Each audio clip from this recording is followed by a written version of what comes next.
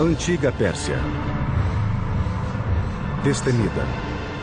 Formidável, incansável. Por séculos recoberta de mistério. Um império sem paralelo em conquistas e riqueza. To create an empire of the size of the Persian Empire, the largest empire the world had known, obviously takes military skill.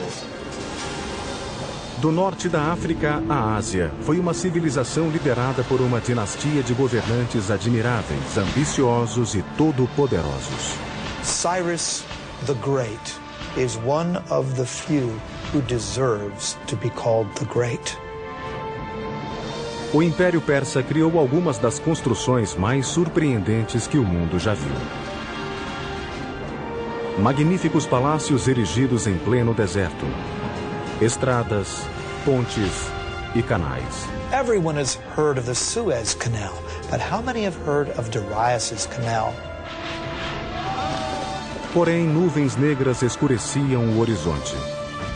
Uma antiga rivalidade com a Grécia resultaria em um confronto épico que mudaria o curso da história e moldaria o mundo ocidental pelos milênios vindouros.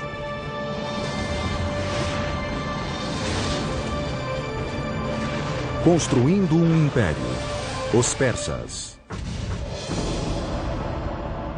330 a.C. Um jovem rei macedônio conquistou o Império Persa e liderou seu exército invasor até Persópolis, sua espetacular capital.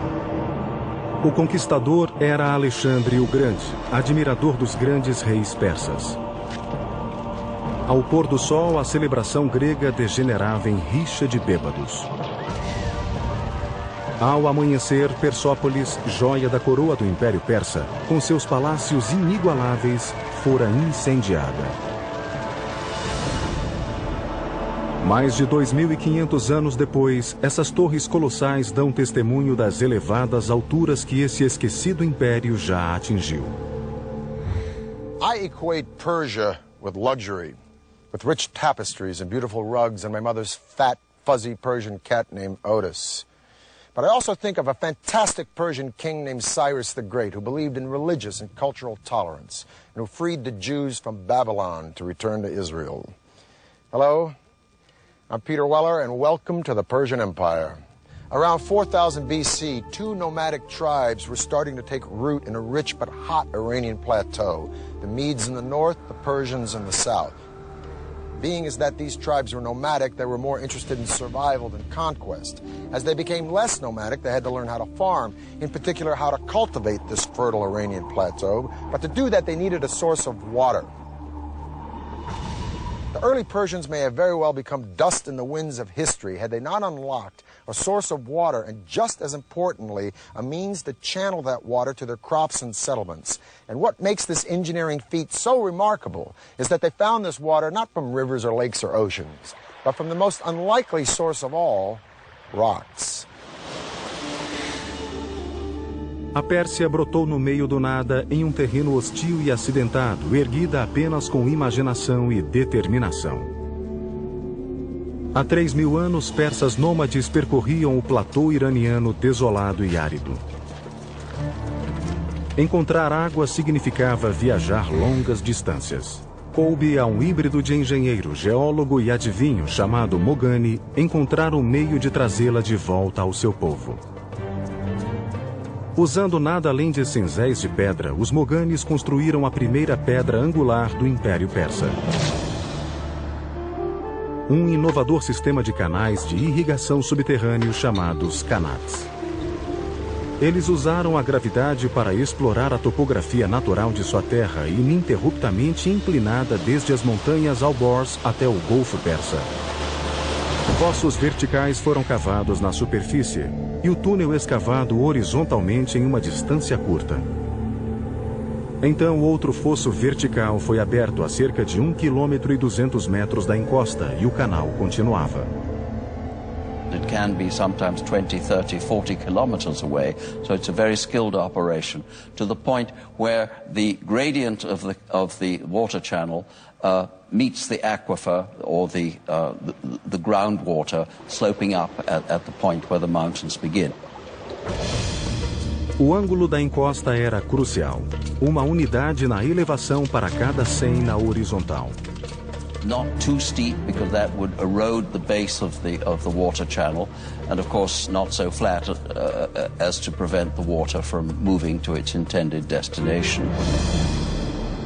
2000 anos antes dos lendários aquedutos de Roma, os persas canalizavam imensos volumes de água por longas distâncias em climas quentes e secos, com perda mínima por vazamento ou evaporação. Water means food, but the engineering technology to locate that water and move it was a carrot that the Persians were dangling in front of their neighbors. Around 700 BC, all of these tribes were united under one legendary figure named Achaemenes, who founded a dynasty. But this dynasty thrived and flourished under one guy, a guy I would have liked to have met, named Cyrus the Great. Cyrus created and maintained an empire thanks no doubt to his military savvy, but he was also a political genius. He was an excellent, benevolent manager of men. Historians have called him humanist. The Jews call him Mashiach, or Anointed One. His own people called him Father, and even the Ionian Greeks whom he conquered called him a just and worthy lawgiver and ruler. Ciro o Grande chegou ao poder em 559 a.C. Foi o início da dinastia Aquemênida, cujo reinado mudaria o curso da história e redefiniria as possibilidades arquitetônicas. If you're looking at the greatest personages in history who have affected the world, Cyrus the Great is one of the few who deserves that epithet, the one who deserves to be called the Great. The empire over which Cyrus ruled was the largest the ancient world had ever seen, and may be to this day the largest empire ever.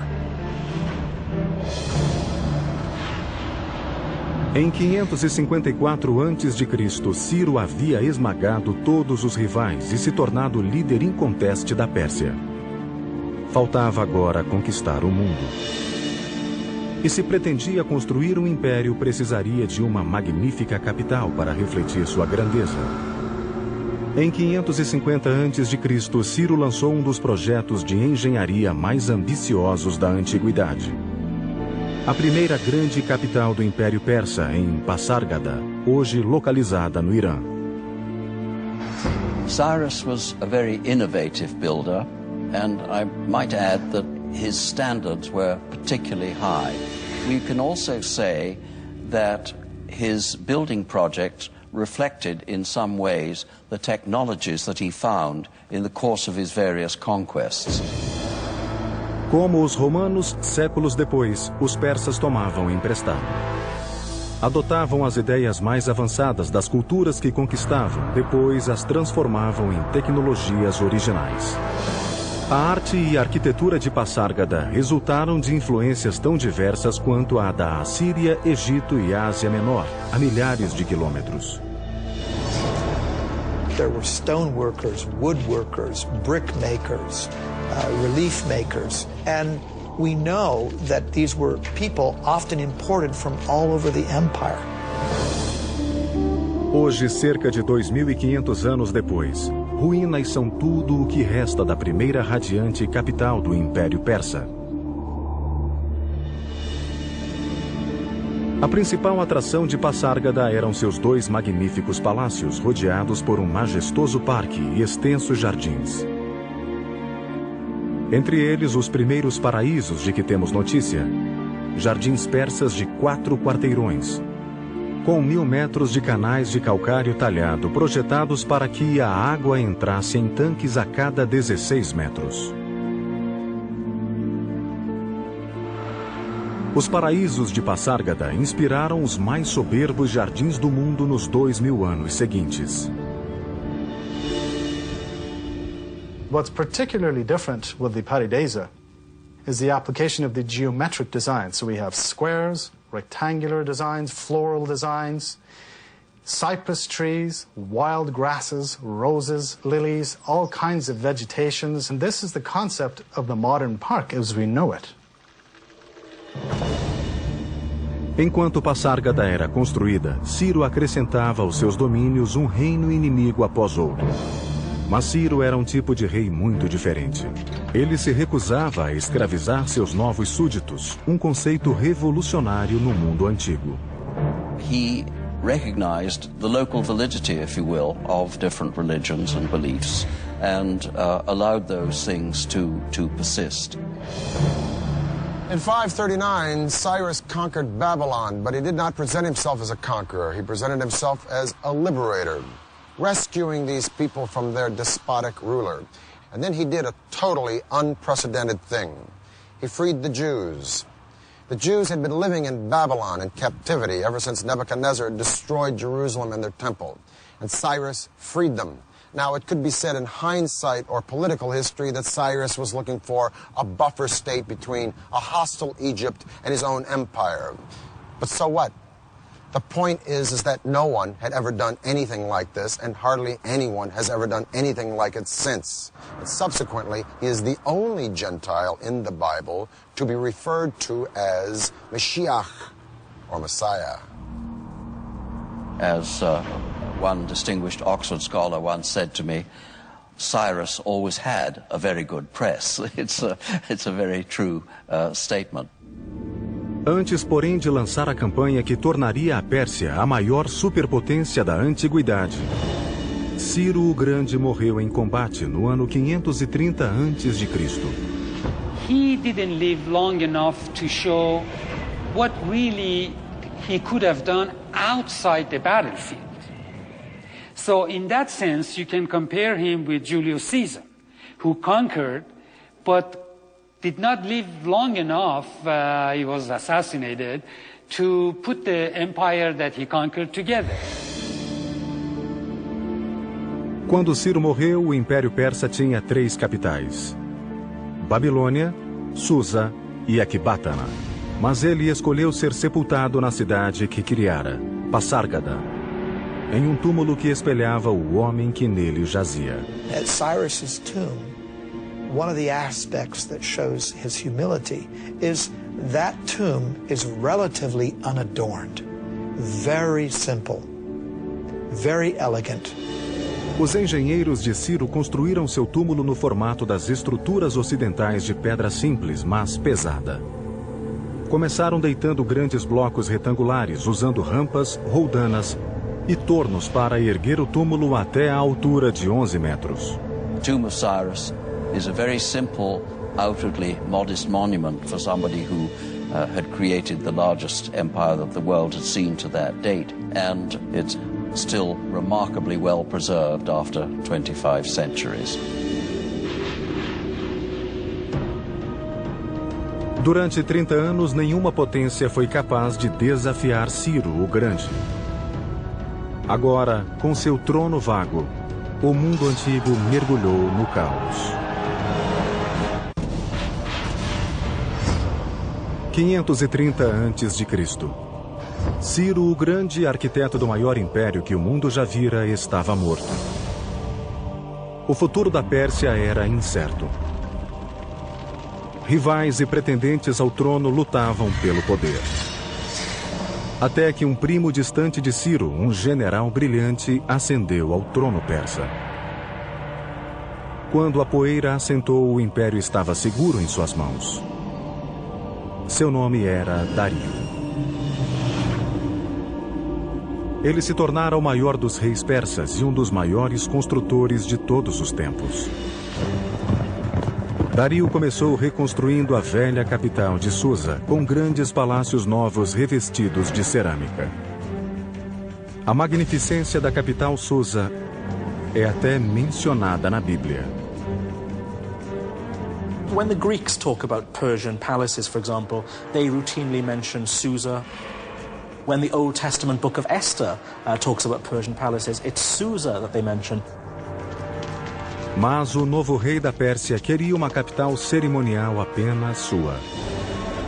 Em 518 a.C., Dario lançou um dos projetos de construção mais ambiciosos do mundo antigo. Situada próxima à moderna cidade de Shiraz, ela ficaria conhecida como Persépolis, ou cidade persa em grego, Todos os palácios erguiam-se de uma vasta plataforma pétrea, projetada para enfatizar a estatura do império. The terrace square is huge, over 125,000 square meters. And he had to modify the landscape. His engineers had to come in and level out part of the area, and they had to build a retaining wall. He wanted it to be seen from a distance. That's exactly why you build up a terrace, so it could be viewed from afar. That makes it all the more grand and imposing. Persépolis era um desafio de engenharia colossal, com paredes de mais de 20 metros de altura por 10 de espessura. E grandes saguões ostentando colunas em elaborados altos relevos. Milhares de arquitetos, artesãos e operários, bem como toneladas de material, foram trazidos dos confins do império. Quase todos os impérios antigos foram edificados por mão de obra escrava. Mas Dario, como Ciro, remunerava o trabalho que construíra os monumentos e palácios persas. Every worker was given his due, his or her due, because we also find women in the workforce as well. Depending on their skill, what the quality they brought to the work, they were paid accordingly. Nenhuma despesa foi poupada. Persépolis seria o símbolo do poder e da glória do Império Persa. First of all, it's important to remember the origin of the Persians themselves. That is to say that these were a nomadic people. They lived in tented accommodation, and they would up their tents, move somewhere else, and plant their tents again. Now, as time went on, these tents became more and more elaborate affairs. And essentially what we're having at Persepolis is a tent turned into stone. The Apadana is nothing more than a stone-tented building. O magnífico salão de audiências construído por Dario chamava-se Apadana.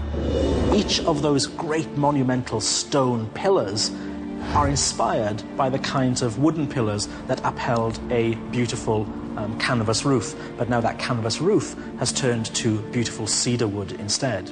So the nomadic origins of the Persians gives the impetus to part of their architecture, but that's not all.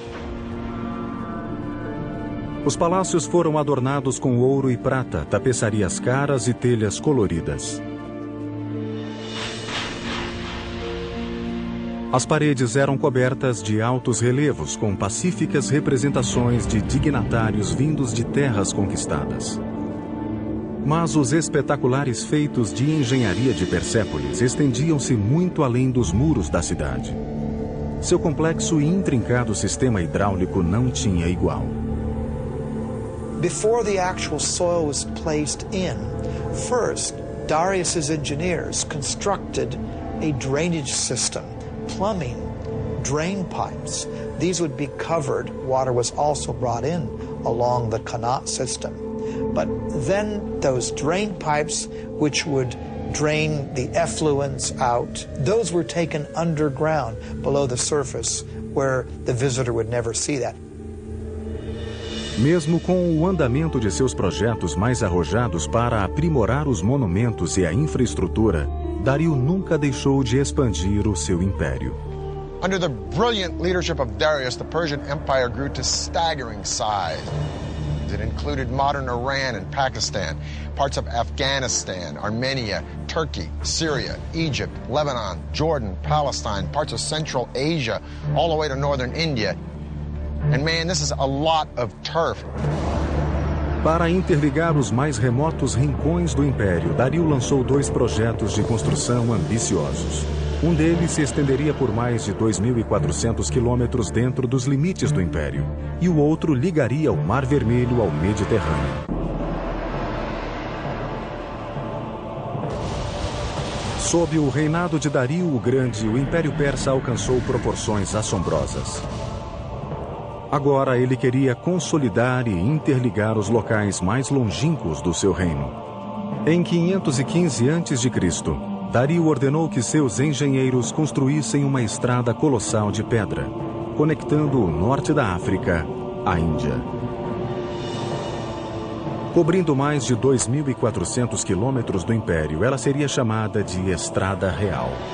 This was quite the engineering feat, because this had to traverse through mountains, forests, deserts. So Typically, earth would be packed, hardened, for example. They may not have had asphalt, but they certainly had knowledge of packing gravel or tiny rocks. Laying down a stone road is vital in a terrain where there could be a high water table. You don't want to get your feet stuck in the mud. You don't want to get your cart stuck in the mud. So you have to raise the road surface up. That means laying down some kind of surface initially that will either absorb the groundwater or not allow the groundwater to displace the road. A estrada real era ligada por 111 estações e albergues a cada 28 quilômetros, onde os viajantes podiam comer, dormir e trocar de cavalos. Por medida de segurança, vigias montavam guarda ao longo de toda a sua extensão. Now, I'm going to talk with my friend Dr. Lloyd Llewellyn-Jones from the University of Edinburgh, professor of ancient history. I got to ask you this. Was it that safe? Essentially, yeah. I think what Darius, if you will, manages to do here is an incredible feat. I mean, we're standing here in Turkey, okay, right, and we could take one route straight the way through into central Iran. I mean, that's pretty good going. How fast? Okay, so if we're on horseback and we're riding from one of these little garrisons to garrison every 15 miles, changing fresh horses, we can do that in about 6-7 days, maybe. 6 or 7 days? Yeah. So you could send messages on this road, friends next city? Most definitely, and you know, and for trade, it's a godsend, as you can imagine. And this road cut through so much stuff. I mean, it just doesn't follow, you know, a formal pathway. It has to cross rivers, so it crosses the Tigris, it crosses the River Halis by ferry, right? Sometimes it clings to the side of mountains, sometimes it clings to the side of rivers. So the terrain is changeable. It's not drained or anything like that, so it's not as advanced as some of the Roman roads we get in later periods. So it doesn't have a gutter system? No, nothing like that. But what it's essentially is, it's sort of maybe 20 feet wide with a sort of chip-in base, which is good for horse treads and that kind of stuff, you know. And carriages and exactly, to chariots. get things through as quickly as you can, basically. Well, Lloyd, it's been a pleasure talking with you. Yeah, thank you for enlightening us about this incredible road. Mas Dario não estava satisfeito. Havia ainda um território que ele queria controlar. As vastas riquezas do norte da África, e estava determinado a construir uma passagem lá. Fez com que seus engenheiros projetassem um canal gigante ligando o Mediterrâneo e o Mar Vermelho. Everyone has heard of the Suez Canal, but how many have heard of Darius's canal? What Darius did was build an east-west canal that was 130 miles long. Com o conhecimento persa de hidrologia, os engenheiros de Dario usaram ferramentas de bronze e ferro para abrir o canal. Depois, remover a areia e revesti-lo de pedra, deixando-o pronto para que navios o cruzassem.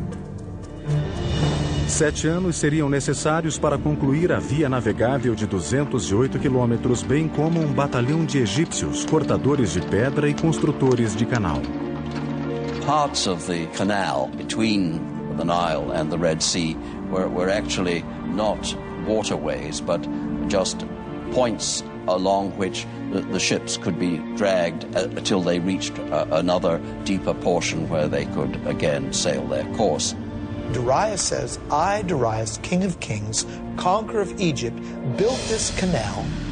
He connected the Red Sea to the Nile River for trade, and he says, and ships were brought along my canal.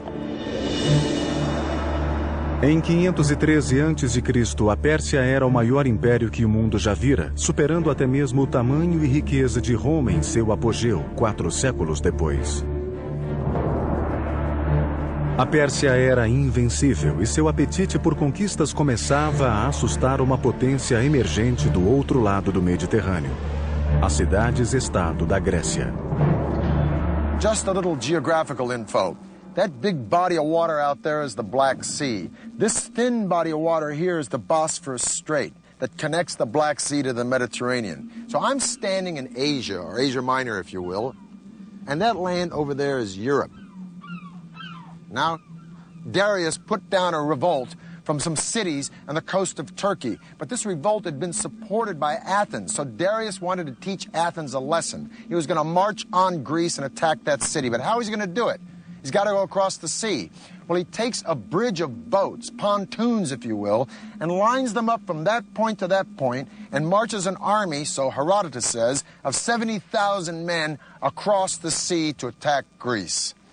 Amazing. Os engenheiros persas ligaram uma margem do Bósforo à outra, alinhando barcos lado a lado como alicerce. Depois, construíram uma estrada em cima deles, unindo a Ásia à Europa. Probably this was a system of planks, and underneath there was a system of packed earth, or perhaps dry wood, to keep basically the road stable. Now, to keep the ships from wobbling, they must have used an anchor system of a certain weight, because if the anchor would have been too heavy, that would have, of course, tilted or damaged the ships. There was no breaking of the planks, not only due to the weight of the army crossing it, but due to the choppy waters of the Bosphorus. That's quite the feat of engineering before the age of computers. It is late August in the year 490 BC. Darius has already marched into Greece and taken Macedonia. Now he's destined to meet the Greek general Themistocles and an army from Athens and Corinth at the famous Battle of Marathon. A massive army from Persia numbers 60,000 or 140,000, 250,000, depending upon the propaganda you read. Suffice it to say, the Greeks are outnumbered 10 to 1. Their only recourse is to send for reinforcements. So the legendary runner Philippides runs from Marathon to Sparta, a distance of 140 miles in 2 days, hence the name of the race, Marathon. Os dois exércitos se depararam separados por uma vasta planície. Em caso de confronto direto, as imensas forças persas massacrariam os gregos em muito menor número. Foi o início das guerras persas. Uma força grega reduzida atacou frontalmente os persas, que começaram a chacina. Mas as forças gregas restantes haviam se dividido em duas, abrindo duas outras frentes contra os persas. Arrastados a uma sangrenta arapuca de morte, os persas sofreram pesadas baixas e recuaram. Para os gregos foi uma grande vitória. Para os persas, apenas um quebra-molas em seu trajeto rumo à dominação mundial. Dario resolveu voltar para casa e se dedicar a embelezar ainda mais a cidade de Persépolis. Ele nunca mais veria a sua capital. Em 486 a.C., Dario morreu a caminho de sufocar uma rebelião no Egito, deixando em seu rastro um império que redefiniu as noções de poder e glória. Ele também evitou um novo caos, como o que se seguiu à morte de Ciro, nomeando um sucessor. Seu filho, Xerxes. Now Cyrus the Innovator and Darius the Expansionist were very hard acts to follow. But Xerxes had been a king in waiting all of his life. And a couple of his first acts were to suppress a rebellion in Babylon, another one in Egypt. And then he went after the Greeks. Somehow the Greeks just stuck in his craw. Some historians argue that Xerxes was making a preemptive strike. Others say that he was just cleaning up the business of his father. Whatever the case, the Greeks were no longer intimidated or impressed by the Persians since they'd beaten them at Marathon. And so Xerxes buddied up with the Carthaginian navy at the tip of what is now modern Tunisia, and he decided to beat the Greeks at sea. Em 480 a.C., o Império Persa estava no apogeu. Vasto, poderosíssimo e fabulosamente rico. Fazia 10 anos que os gregos haviam derrotado o rei Dario na Batalha de Maratona. Seu filho, Xerxes, era agora o novo monarca absoluto da dinastia Aquemênida. E Xerxes queria vingança. A Grécia apenas começava a emergir como uma potência mundial. Essas cidades-estado tão diferentes, de democracias a ditaduras, eram unidas por um único credo: seu ódio à Pérsia. O mundo antigo estava às vésperas de uma segunda guerra persa. O resultado dela originaria o mundo moderno. Greeks traditionally called everybody except themselves barbarians. So this whole thing really between East and West started probably with the Persians and the Greeks and continued ever since. A invasão persa da Grécia foi uma das maiores parcerias entre engenharia e estratégia da história militar. A gigantesca invasão seria um complexo assalto por terra e mar, que requeria extraordinária habilidade. Xerxes queria que suas forças adentrassem a Grécia, no istmo do Monte Athos. Mas lá, o mar era tão turbulento que o rei mandou seus construtores cavarem um canal através do istmo. Com vasta mão de obra e perícia em construção de canais, os engenheiros de Xerxes levaram apenas 6 meses para concluir o canal através do istmo. Mas o desafio seguinte enfrentado por seus generais e arquitetos foi ainda maior. O imenso exército persa precisava cruzar o Helesponto de 2,5 km de largura. Até hoje, a solução deles é considerada um dos projetos de engenharia mais ousados já concebidos para uma campanha militar. Tomando emprestada uma página do livro de seu pai, Xerxes ordenou a construção de uma ponte dupla de barcaças através do Helesponto, proeza edificadora que ultrapassaria a ponte construída por Dario no Bósforo. But what's very interesting is that 674 ships were now lined up. How were these ships kept stable? This must have been quite an engineering feat. The Bosphorus is not a very calm area. It can be quite choppy. The row of ships were kept in place with a very taut system of cables, probably 2 large cables that ran between Asia and Europe. Now remember, a large number of troops crossed this bridge, perhaps up to 240,000 troops. As cordas permitiam aos barcos mobilidade suficiente nas águas turbulentas. Cada seção da ponte foi construída sobre 2 barcos, ligadas por tábuas. Assim, toda a estrada podia cavalgar as ondas, absorvendo muito da instabilidade da superfície.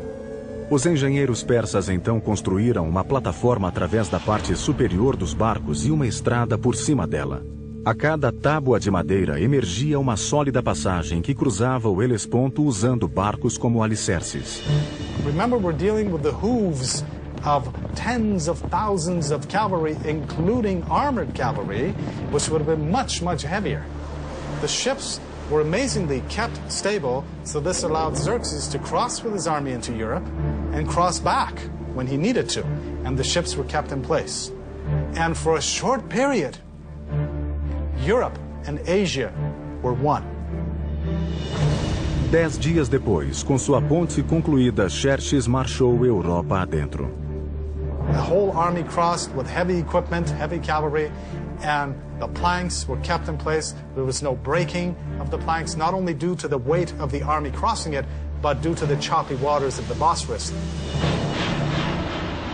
A estratégia de Xerxes era simples: derrotar os gregos na terra e no mar com sua superioridade numérica. Mais uma vez, os gregos foram liderados pelo general Temístocles.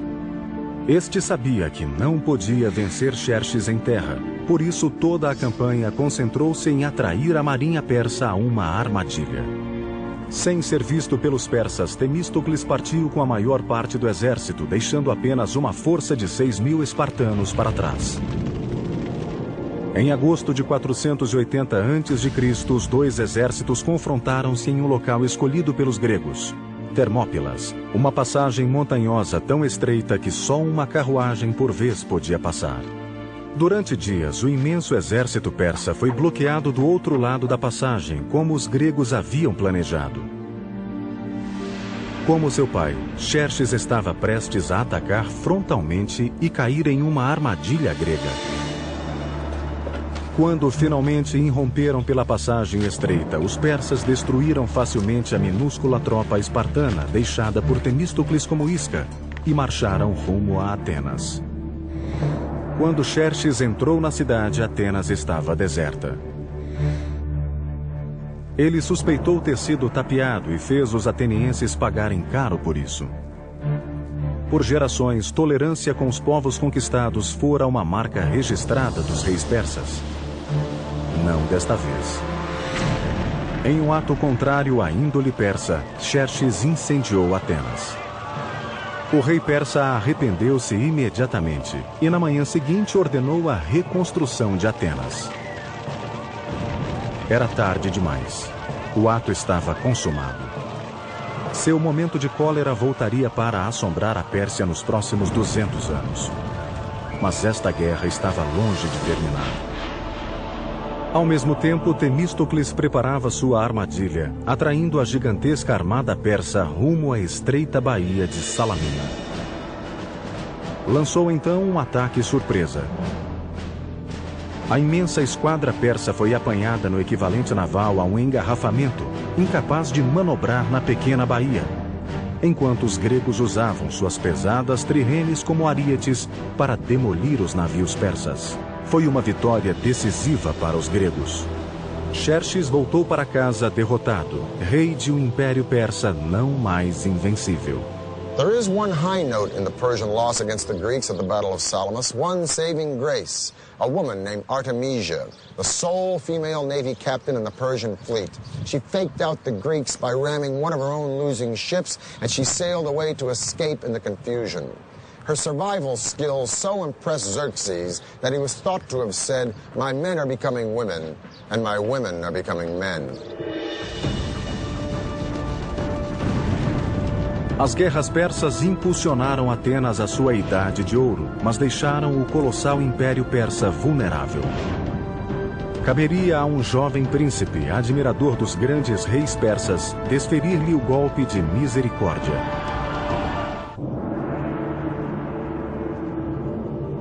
Em 480 a.C., os gregos derrotaram a esquadra persa em Salamina. A aura de invencibilidade que cingira esse império desapareceu. Mas o Império Persa ainda tinha dias de poder e glória pela frente. 15 anos depois, em 465 a.C., o grande rei Xerxes morreu. Xerxes legou o império ao seu filho, Artaxerxes, que estava decidido a restaurar os anos dourados da Pérsia. Ele começou voltando sua atenção a um projeto de construção iniciado por seu avô Dario. 4 décadas após ser iniciada, Persépolis, a soberba capital, estava ainda em construção. Agora, Artaxerxes supervisionaria um dos últimos projetos de construção do Império Persa. Hoje o conhecemos como o estupendo Salão das 100 Colunas. We know that the actual hall was some 200 by 200 feet, almost on the perfect square. What's remarkable of the Persepolis columns is when you look up the entire shaft, and these things raise, hundreds of feet into the air, there is not one piece of displacement whatsoever. It's a perfect vertical. They're working with what we might consider to be primitive tools, just stone mallets and bronze chisels, that's all. The fluting on the columns of Persepolis is so precise, however, that these are clearly the work of master craftsmen. The columns are constructed in drums, 7 or 8 drums stacked on top of another. This is done by scaffolding the whole area around the column, and then with a crane, a wooden crane, literally moving each column drum in place. Any client king, any governor from a distance, or even anyone who would come in that hall would be so impressed by the vastness of the hall and by this forest of columns that stretched nearly as far as the eye could see. An amazing achievement. Ao longo do Império, os persas ainda produziam alguns dos mais extraordinários feitos de engenharia do mundo antigo. Em 353 a.C., a esposa de um governador local construiu um magnífico túmulo para seu marido agonizante.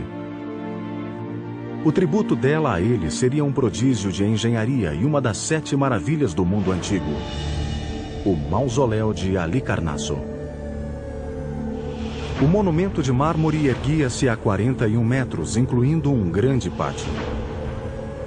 O teto era uma pirâmide, com escadarias em cada lado, um caminho para o céu. Mais de 25 séculos depois, o túmulo do presidente americano Ulysses Grant, em Nova York, seria inspirado no Mausoléu de Halicarnasso. No século IV a.C., a engenharia persa ainda era a melhor do mundo. Mas por baixo das colunas torreantes e dos palácios suntuosos, as fundações do império desmoronavam. E seus inimigos estavam às portas. When Athens supports a rebellion in Egypt and Greeks occupy the capital city of Memphis, Artaxerxes leaves Persepolis and his building projects, and he launches a military campaign to kick the Greeks out of Memphis and bring Egypt back under Persian control once again. It'll be the last great victory of the Persian Empire, because in 424 BC, Artaxerxes dies, leaving a power vacuum and 8 solid decades of rampant infighting and neglect. And while the Persian Empire is embroiled in internal conflict and corruption, a young Macedonian prince is studying Herodotus and the accounts of the great Persian hero Cyrus the Great. And this Macedonian prince will set his eyes on conquering the world. His name is Alexander. Em 336 a.C., um parente distante de Artaxerxes ascendeu ao trono. Ele assumiu um nome dinástico, Dario III. Ele sempre será lembrado como o rei que perdeu o império. Nos 4 anos seguintes, Alexandre e Dario III confrontaram-se em uma série de ferozes batalhas, com o exército de Dario sendo lentamente empurrado de volta aos seus umbrais. Em 330 a.C., Alexandre estava nos portões da cintilante capital do império, Persépolis.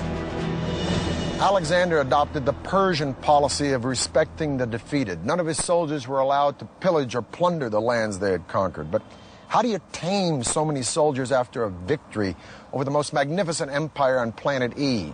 Well, maybe his soldiers were restless or resentful, or maybe they just remembered the stories of how Athens had been burned by the Persians. In any case, at Persepolis, they let go. Huge celebrations took place after the victory, and during these celebrations, the treasury was pillaged. And then one of the saddest acts of arson in all of history took place. Persepolis was burned. Alexander was not in the business of destroying things. Persepolis probably was burned because it was a symbolic thing. And he also burned it to make a symbolic gesture, not a destructive gesture. There must have been wonderful draperies and things around, and no doubt fire could have begun accidentally just as much as purposefully, because if he really wanted to be an Achaemenid king, the last thing he should want to do was to destroy Persepolis. But there were no fire engines, and once the blaze had taken hold, it was a very terrible blaze, and it left its mark throughout the site. Dario III escapou de ser capturado, mas no verão de 330 a.C. foi assassinado por um aliado. O último rei Aquemênida estava morto. Alexandre deu a Dario um magnífico funeral. E mais tarde até desposou a filha dele. Em seguida, proclamou-se um rei persa Aquemênida.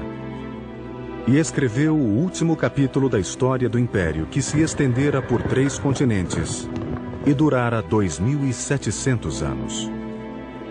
Alexander, admirer of Persian kings, chased down the murderers of Darius and killed them himself. Alexander believed that only kings had the right to kill kings. But would have Alexander actually killed Darius? Probably not, because Alexander didn't create an empire, he only conquered one. The empire already existed, created by Cyrus the Great. No, Alexander's genius was to co-opt and use Persia, an empire that stood long before Alexander was born, and whose legacy of culture and sophistication and luxury would be around long after Alexander was dead. For the History Channel, I'm Peter Weller.